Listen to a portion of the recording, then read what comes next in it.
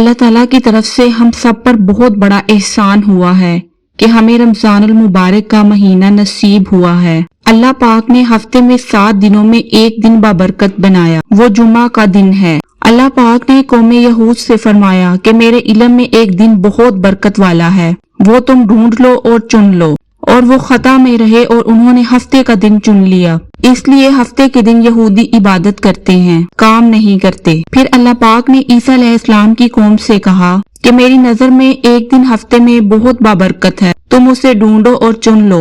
تو عیسیٰ علیہ السلام کی قوم نے اتوار کے دن کو چن لیا، اور جب حضرت محمد صلی اللہ علیہ وآلہ وسلم کی امت کی باری آئی تو اللہ پاک نے ہمیں یہ آپشن ڈھونڈنے والی نہیں دی، بلکہ اللہ پاک نے اپنے پیارے نبی حضرت محمد صلی اللہ علیہ وآلہ وسلم کے طفیل ہمیں خود بتا دیا کہ وہ جمعہ کی رات اور جمعہ کا دن ہے جو بہت بابرکت ہے۔ یہ سب سے بہترین دن ہے، یہ دنوں کا سردار ہے۔ پورے سال میں سب سے بہترین رات جمعہ کی رات ہے، دنوں میں سب سے بہترین رات جمعہ کی رات ہے۔ اگر رمضان المبارک کا مہینہ ہو اور تاک رات ہو اور رات بھی جمعہ کی ہو تو وہ کس قدر بابرکت ہوگی۔ جمعے کا دن بہت بابرکت ہے، اس کو اللہ تعالیٰ نے پسند فرمایا۔ اس میں ایک گھڑی دعا کی ہے جس میں ہر دعا قبول ہوتی ہے، اور وہ گھڑی چھپی ہوئی ہے۔ اس گھڑی میں جو خوش نصیب دعا مانگ رہا ہو وہ دعا فوراً قبول ہو جاتی ہے، وہ دعا سیدھی عرش تک جاتی ہے۔ اب علماء کرام کے خیال کے مطابق یہ گھڑی الگ الگ ہے۔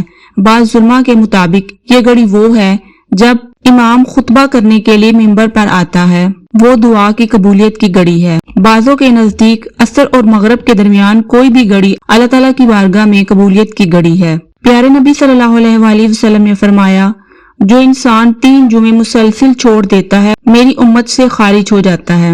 جمعہ کی نماز عورتوں پر فرض نہیں ہے لیکن مردوں پر فرض ہے، تو انہیں جمعہ کی نماز ضرور پڑھنی چاہیے۔ جمعہ پڑھنے سے ایک جمعے سے لے کے دوسرے جمعے تک جتنے بھی گناہ ہوتے ہیں اللہ پاک معاف فرما دیتے ہیں، اور جو جتنی جلدی جا کر بیٹھتا ہے امام کا خطبہ سننے کے لیے اسے اس قدر ہی زیادہ ثواب ملتا ہے۔ ہر دن اللہ پاک کی بارگاہ میں بابرکت ہے اگر ہم اس دن اللہ کی مان کر چلیں۔ جمعے والے دن کا مبارک عمل ہے کثرت سے درود پاک پڑھنا، اور جو 300 دفعہ درود پاک پڑھ لیتا ہے وہ کثرت میں شمار ہو جاتا ہے۔ ہر نماز کی بہت اہمیت ہے، ہر نماز کی بہت فضیلت ہے، لیکن جمعے کی نماز کی اہمیت اور فضیلت اور بھی زیادہ بڑھ جاتی ہے اگر وہ رمضان المبارک کا جمعہ ہو۔